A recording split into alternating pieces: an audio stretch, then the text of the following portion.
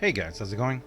DUJ2 here, and welcome back to Fortnite Save the World, and welcome to a brand new series I'm starting this channel. This is going to be a week-long series where I hope to release at least one video every day in this series. I don't know how long it's going to be, but I'm very excited because I've been talking about a lot about these subjects on my stream for a while, and as you guys probably saw, by the title of this video, it's all about how, or my recommendations on advancing and progressing Save the World, because this game is awesome. Yes, this game has been around for 2 years. It is an incredible game. It's so vast, it's so huge, and because of that, there are some very big glaring issues that I believe need to be addressed. And of course, all of this that I'm going to say, it's completely 100% my opinion, guys. It's totally my opinion, no one else's.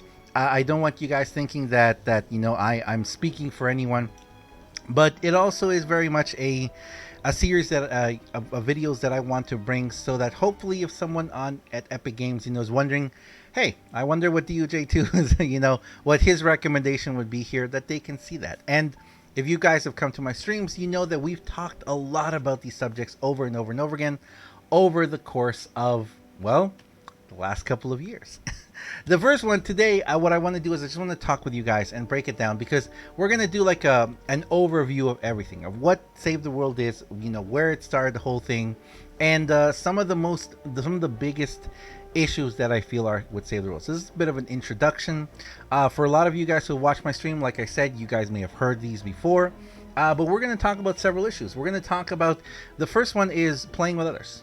We're going to talk about playing with others. We're going to talk about, how important I feel that is for a game like Save the World. We're going to talk about materials, the material issue that I feel, needs to be corrected and fixed.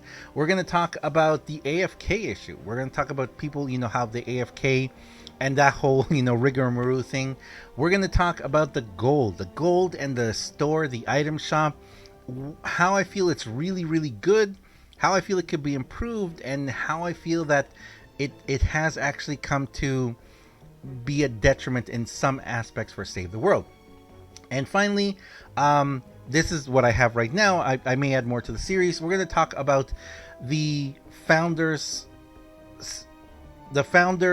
versions of the game, all of them, and basically how I feel that because of how long this game has been around, that Founders is, it's no longer what it was originally. This game has been in beta for 2 years now, so the Founders versions may seem a bit lackluster compared to what they were originally, and how I feel that needs to be corrected and changed.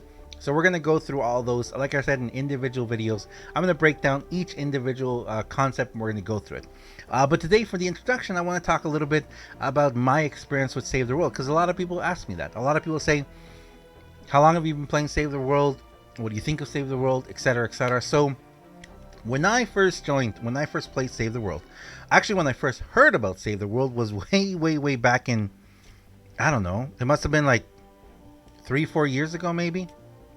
I actually hadn't even started streaming yet, or had a YouTube channel yet, but I heard about this game that had the concept of, I've always enjoyed the survivalist kind of husk thing, and this game looked really interesting because you could, I thought when I first saw it, when I first heard about the game, that you could go around and collect materials, build a house, and then protect it from the zombie horde, very much the style of let's say, what are they called, Dawn of the Dead, kind of those movies, where the end times have come, zombies are everywhere, and you have to hunker down and defend yourself, barricade doors, figure out what weapons to use before the zombies hit you. So I kind of thought that was the concept, and I thought, wow, it sounds really cool, and the visuals of it looked so cartoony, it looked like that kind of concept.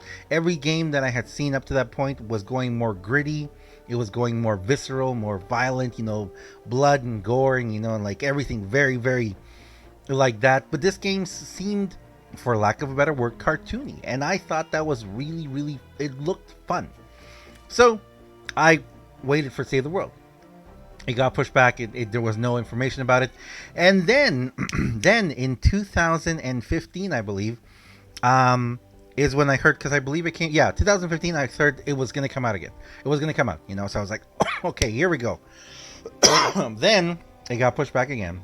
And I believe it was, oh my goodness, it must have been either the winter of 2016 or the spring of 2017. I was already streaming by then. When, you know what, if I went back and looked in my VODs, I could probably find it. When I told people, hey guys, guess what? This game is coming out. It's being made by Epic Games, the owners of Unreal Tournament and the Unreal Engine, and it's going to be called Fortnite with an Nite. And I always thought it was so funny because it was like, you know, I thought the game was you're going to have to last a fortnight. You're going to have to last that amount of time.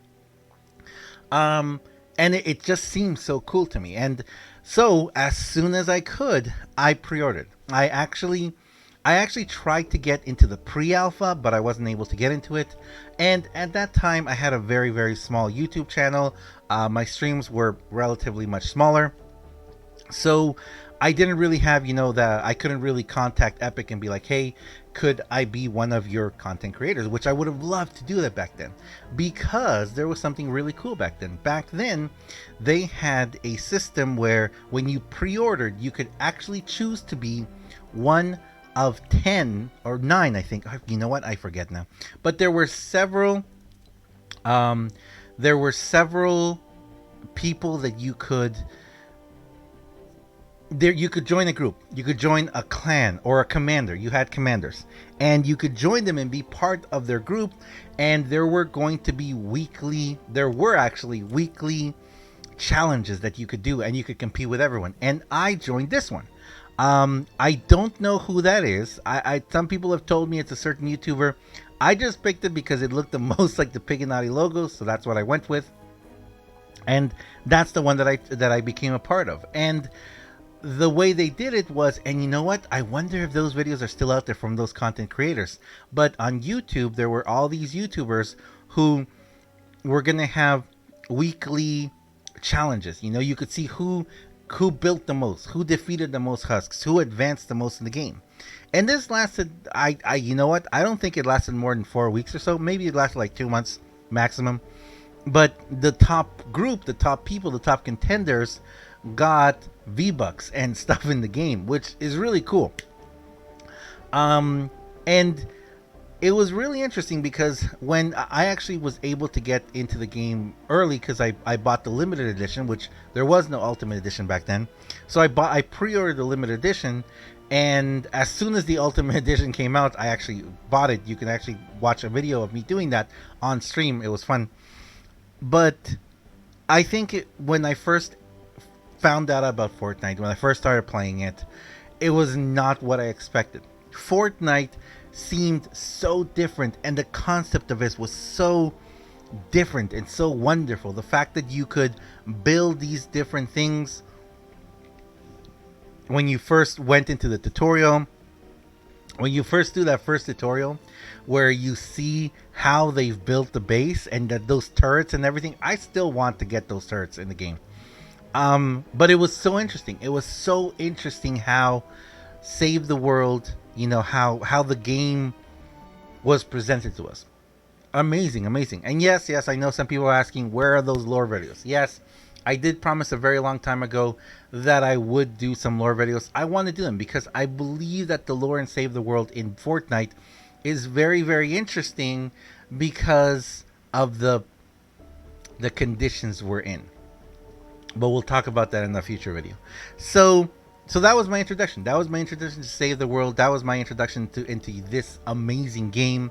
And back then, you know, basically just going through Stonewood, it was crazy. I remember it took me so long to get out of Stonewood. For those of you watching me a long time, you know that it took me way longer than it should have to even get out of Plankerton and into Canny, and even longer to get out of Canny and into Twine Peaks. And it's been a crazy 2 years, guys. It's been a crazy 2 years. It's been really fun. I've really enjoyed Save the World. I've really enjoyed the community. And I look forward, guys. I look forward to continue playing this game, and because of that, because of the love that I have for this game, is why I want to make the series of videos. Is why I want to go through this, and hopefully we can figure this out, guys. Hopefully we can figure this out because it's an amazing game. It's a wonderful game, and yeah, I'm really looking forward to talking about it more with you guys. But anyway, that's it, guys, for this one, for this introduction. I look forward to see you guys in the next one.